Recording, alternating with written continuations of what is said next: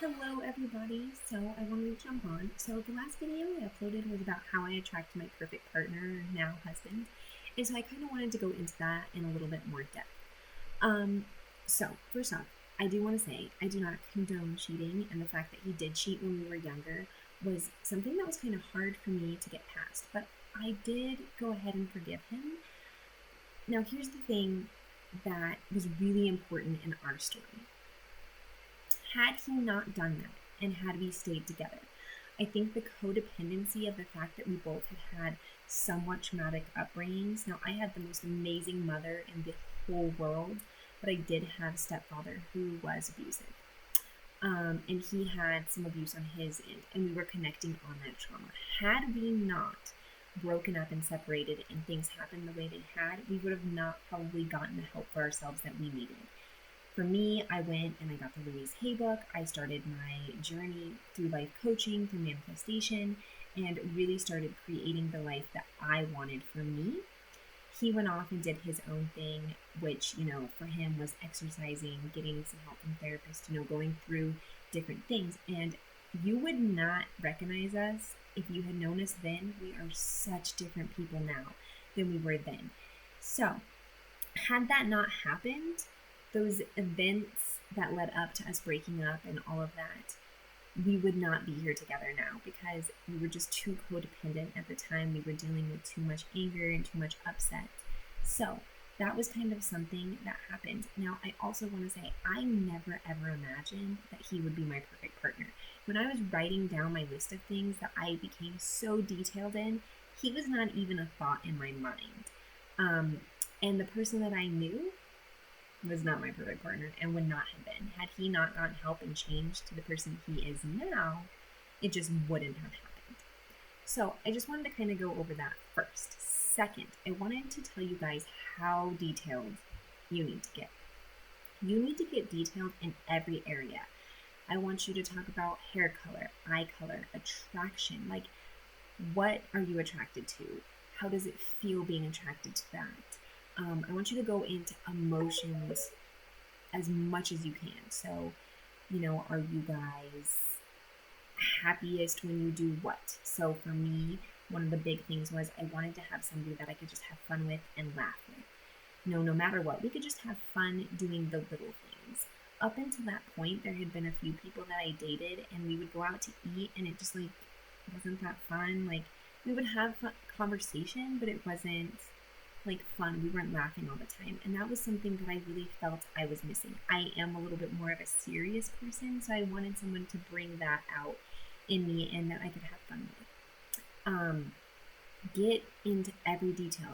What do you want your life to be about? I was so specific that I even was like, this is the side of bed I sleep on, this is the side he sleeps on. Get so specific that you can literally feel this person. Like, this is what I want. This is how I want things to go. I want us to be this way when we parent. I want us to have children at this point.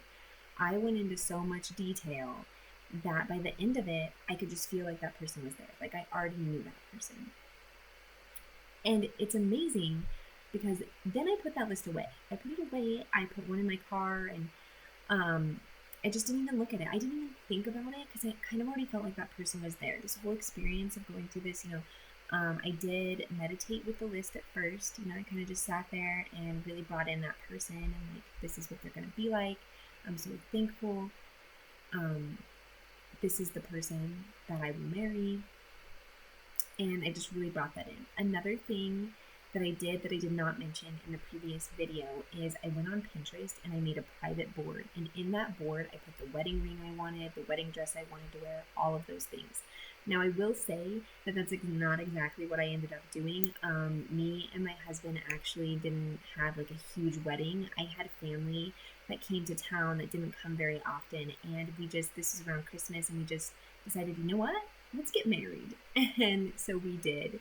And we had a really great little ceremony. And so it wasn't quite what I had put in my Pinterest, but that was okay because I ended up having exactly what I wanted. And we do plan on renewing our vows and having that wedding at a later date. But the wedding we had was absolutely perfect and magical and everything I could have wanted. And so that Pinterest thing just kind of helped it go. It was private. I could look at it when I wanted to. If I ever was feeling down or like this wasn't coming for me, I could look at that and just be like, okay, this is what I'm going to have, this beautiful wedding. And it is kind of funny because now when I look back at that, there are a few things that did end up in our little ceremony that I had totally forgot I even pinned. I pinned one winter thing in there, one. The rest of the time I was like, no, I'm going to have a fall wedding and pumpkins and things everywhere. But I ended up pinning one winter thing, and it was like this beautiful snowy scene. And that's exactly what it was like. So it was great. But that was something that also kind of helped me to just know, like, this is what's going to come. This is what I'm looking forward to. So I had written down exactly what I wanted in so much detail. I've heard people before be like, don't use sentences, just use like black hair or different things. But I got into detail. Like, I even wrote down in there, like, this is how I feel when I'm around them. There's a draw in the room. People know how we are, all of that kind of information. And so that really helped me to get into detail and to get into my area of emotion and feeling. So there were lots of little things that I did like that. Another thing that I did was in my closet, I moved clothes to one side so that someone fit in. Now in my drawers, I did not fully do this. I think I had like one drawer, half a drawer or something because I had a lot of clothes. But I just kind of did little things here and there that kind of made room for a partner. The idea is to make room for somebody to come in. The idea of feeling these emotions already is like you already have something or someone or whatever it is you're trying to manifest. And it works really well. I would also write in my journal, I am so thankful for my partner. I'm so thankful for the fact that he bought me flowers today. And I would buy myself flowers to make me feel good. And I'd see them on a table and I would just think, gosh, I'm so thankful that my partner bought me flowers. And so really getting into that character. It's kind of like being an actor or actress and getting into character. So I just wanted to kind of elaborate on some more ways to kind of bring this in and to speed up your manifestation. If you do all of this, it will speed it up. But you can't have a bunch of doubt. You can't be like, oh no, this is just silly. You have to really get into character, get into that spot that you want to be in. And I've had a lot of success with some of my clients in doing this. Once they get out of their own way, it's amazing. Now, I want to talk about blocks. We have past traumas, we have blocks that come up, right? Now, this is something that I work with my clients on a lot, and we have to find those blocks and remove them. One of the best ways that you can do it if you're not working with a coach is through meditation. Now, a block kind of feels like when you're going into a meditative state and maybe something pops in your head and you can't quite just let it float away on a cloud. Then you know there's a block there. How I like to get rid of my own blocks when they come up is I just breathe into them. I see beautiful white light coming into them and just helping them pass and go away. This is something that is really, really useful if you're not working with a coach. If you're not working with a coach and they don't have design, you don't have the designed meditations and the things like that, just breathe into it.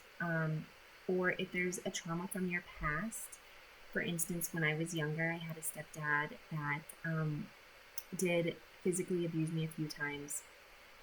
And anytime something like that comes up, or if I can see a block coming up like that, I breathe into it, I forgive him, and I let it go. And that doesn't mean that it will never come up again, but that's usually enough for me to get things rolling and going again. Every once in a while I'll run into him and then I kind of have to redo it, but that's what gets it going. So these are just some ideas to help you guys get started, especially when it comes to relationships, because we all want that special person. Loving yourself is where it's at. Once you fall in love with yourself, then you open up the door for others to fall in love with you. Fully fall in love with yourself too. Don't, if someone says this about you or that about you, don't take that in. You are beautiful and perfect in your own way. Everybody is beautiful and perfect. We all have spots that can be kind of annoying or different things like that, but you have to love those spots too, because that's what makes you you. So fall in love with yourself, court yourself, buy flowers for yourself, buy wine for yourself, do the perfect date with yourself, Netflix and chill with yourself, and just enjoy your own company. Because if you can't enjoy your own company, how are others supposed to enjoy your own company? These are all tools that I use to attract my now husband Brent back into my life. And not that I was trying to attract him, but I'm so glad that I did, because now we have three beautiful children and we really have built this wonderful life. And after 7 years, we are still laughing and we are still joking and we are still having fun. And one question I actually get a lot is, are you ever worried he's going to cheat, since he did in the beginning? And I'm not, because he's not the same person he was at all. Like, I don't even recognize that person in him. I never see glimpses of that person in him. I mean, he's very in love with me, very devoted to me, and I know that, and I can energetically always feel that. I always know that that's there. So there's not a worry. There's not something that keeps coming up for me. Another thing is, go with your gut. If you go on a date and you don't feel comfortable, if you are about to go on a date and you don't feel comfortable, if you just have this feeling that something's wrong, go with it. Your gut is there, your intuition is there to tell you. And I promise you, if you do these and you really feel into the kind of person you want and you get really, really clear on the person you want, you are going to attract the love of your life, your perfect partner, and it's going to be amazing.